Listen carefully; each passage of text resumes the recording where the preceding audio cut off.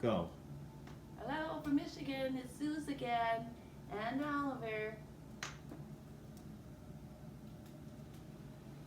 Anyway, yesterday's work was a little hard. It's what we call a kicker. It's something you would do after you warm up or you just want to give yourself a little boost of energy, a bunch of oxygen. Today we're just going to work a little bit differently, warm up the lower back a little slower, a little more manipulative so you can understand how the positions work. And also let's do a little leg work. Got to keep those legs and hips busy and happy. All right, so let's just have a lie down. Again, I like to use the foam core roller. And though today I have another little accessory, it's basically just a yoga block that's just a little bit thicker. And again, I just like to keep my head on something a little bit higher than just the flat floor. Now, I didn't come to Michigan thinking I was going to record these sessions, so I don't have a fitness mat, or I didn't put a towel underneath. But if that's something you want to do, is go ahead and put a towel or a fitness mat underneath you. Now, as we lie here, we're starting to look at the rib cage and start to inhale. And I want you to widen your lungs and really open your ribs. And as you exhale, I want you to pull that rib cage together and really get that to form and be tough and firm. Pull those ribs apart like an accordion. Inhale. And as you exhale, pull together, corset those ribs, and wrap. Good. 2 more. Look at that lower back. It's still up. Inhale. Ribs wide, and exhale and close. Force that air out. Last one.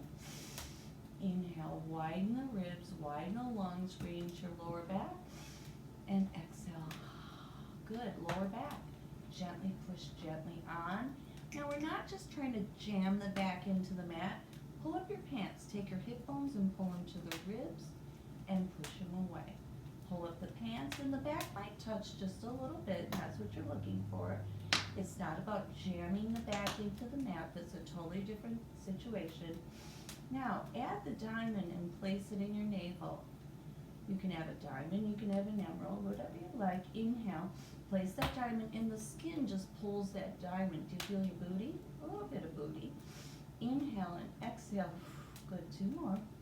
Fill that oxygen up into the nostrils. And then exhale through the mouth. Great work, great. Now, take that right leg into your hand. Now, at this point, you can kind of keep that left knee bent, or if you're feeling a little warmer, you can all the way lengthen. You'll feel a little bit more in your lower back. Now, when you look at this left foot, it shouldn't just kind of fall or be lazy to the side. Keep your big toe erect to the ceiling. And now, keeping the hips stable. If your hips move, your core is not working. So the hips don't move. And stir the stick. Inhale and exhale. Most hip replacements are simply from bad posture. And when we slouch, we pull this bone out of the pelvis. When that bone's pulled out of the pelvis, we start to tear into these little sleeves that hold it there. And when those sleeves are torn and the bursa isn't being released through gentle manipulation like I'm doing here, it starts to dry out. Now you're going to go in both directions. Don't sacrifice my shoulder like I'm not pulling and bringing it off the mat. Maybe I have to take my hand behind my thigh. Maybe my knee or lower shin. Some people call it the shmee. Go ahead and you're doing both directions, and then take that heel down, touch the earth, and kick it out. Lengthen that leg into the floor and feel this little crease under your tush. Push down. Stabilize. Pull that left knee in. You saw me. I just drag the heel. That already tells my mind that I'm working. Now, take that leg to the side. I have to use my right arm. Maybe I have a missing part of my hip here. So what I need to do probably is really base this down and give it an anchor, open and close. And the other thing is, if this hip starts to rock like a low boat, my core is not working. So that means on this side, I'm a little more compromised. It's a little more difficult for me, so my movement won't be as big. Just a couple more. And these are things you can do every day, every morning. You can do them in the afternoon. Maybe you've done them in the morning, you want to jump back into it that evening. Now, start to do that rotation. There's a great cue here, and think of it more as a manipulation as opposed to grinding. Some people call this mortar and pestle. take that femur head and just rotate inside that hip socket. Bones don't move like sticks, they move by twisting. So rotate that bone, and again, this is how you release the fluids to those hips. Rotate the other way. If you've heard someone say they have bursitis, it's because these bursa sacs have dried up or are drying up. If you do these rotations, you will not have that issue. 2 more. I'm adding breath. Inhale, exhale. Every movement is preceded by breath. Whether you're inhaling and exhaling, you're just not holding your breath. Good. Hopefully, do we go both directions? Probably. So let's just go into the butterfly. Squeeze your little tush and let it go. To the left side, squeeze the tush. Now I'm not really pushing my hip up. I'm just squeezing tush. When you got enough tush, it gives it a big lift. I'm using my arms. My lower back is off. 2 more. This is a psoas stretch. 2. Last side to the right. You hear me talk about the psoas all the time. And 1. Now, as you go, the psoas begins here, digs through the little hip flexor, it becomes your hip flexor, resides in the oblique, wraps around to your back, and attaches to this back lowest rib. So, in this position, you can now squeeze both tush. Don't jam it, just kind of take those little muscles around the head of the bone, and just get those things, just to rotate that bone. They're rotating in each direction as you move. They rotate in, they rotate out, and in, and out. Good. And I just call these butterflies.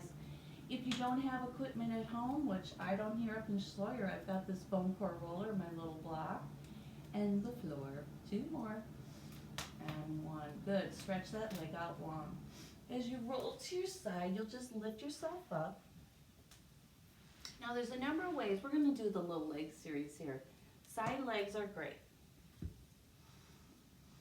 There's a number of ways we can do this.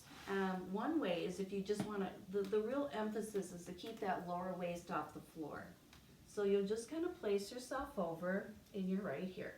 Now in this position, you could take a little step over and get this little lower inner thigh to work first. Now instead of trying to drag this leg up to the ceiling, take those bigger muscles on the outer thigh and lift it up. This is a longer leg, so when we're working long leg, you've got a lot more plane and length to reach with. I'm not just lifting up and down, I'm pushing out.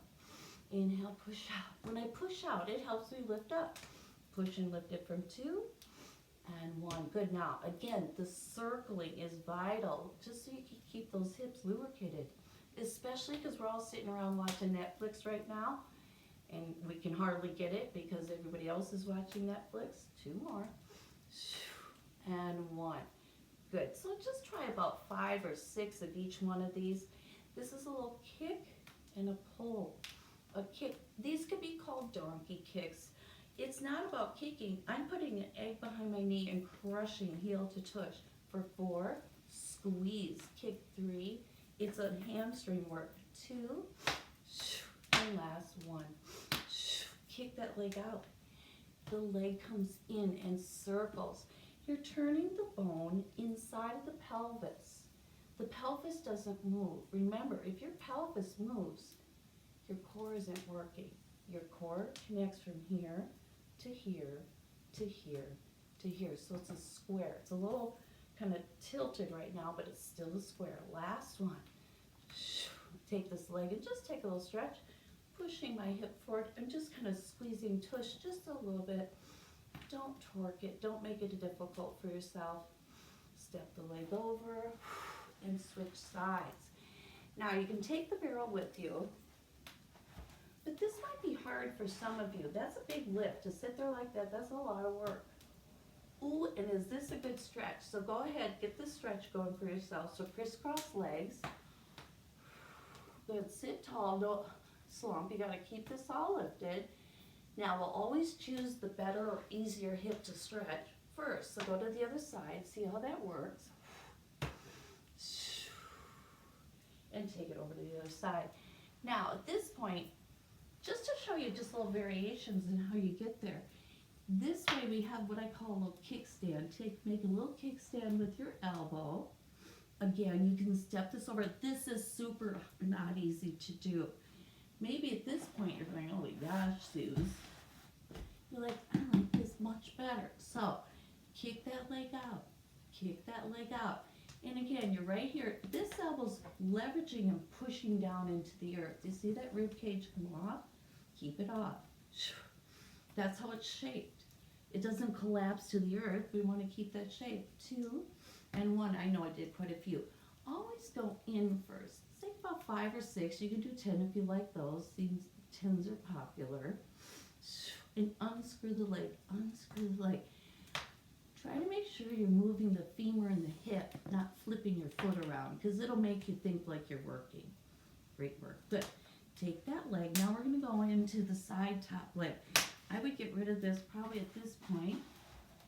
Go back and now these are tough. Stick your butt out just a little bit behind you and put this elbow down. This fist comes into the earth. Watch what happens. My ribs will lift off. Kick it out. Great. Lift up for 6, 5. Kick out. Kick out 3 and 2. Now the circle always comes in first. Reach out. Sweep for 6, 5. Lower back or lower waistline off. 2. Where's that navel? Put the diamond in and unscrew that leg and reach. It should be joyous. Kind of push that leg up. Oh, I forgot donkey kick. 2 and 1. Donkey kick. Squeeze. Squeeze and crush that egg. And then drop it. Squeeze, crush. Everybody gets the thought that it's maybe about kicking. It's always about pulling, pushy, heel to butt. Ratchet the strength. You want power here. Good. Last one. And kick out. Take that leg over. Now, if this is too hard, just stack your knees, roll to your shins, and just have a little seat on the mat. Take one leg and step over. Who's vacuuming around here, Oliver? Oh boy, this is a hip to stretch. Don't force the thing. You're not trying to sit hard. Now, we're almost done, so stick with me here. Sit gently into this hip. It's super tight for me. By the way, never cross your legs. Never cross your ankles. I don't care if you're sitting, standing, walking. Legs don't cross, ankles never cross. Lift your chest up. If you want to take a rotation here, take this little elbow and take a little stretch. You're not trying to whip yourself around. Take this little right rib and fold it to your left hip. Take that left shoulder blade and push your spine to the right. Inhale, exhale, and untwist. Good. Whew. Great. Sometimes taking a little stack right here is a little test. 2 more. These are the things that I do that I say to myself, you have to do these more. There we go. Other side.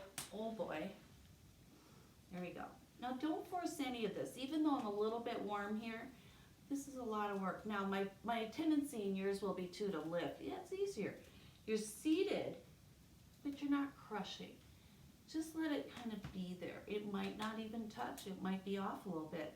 Now, take this inner elbow to the inner thigh. Lift your sternum.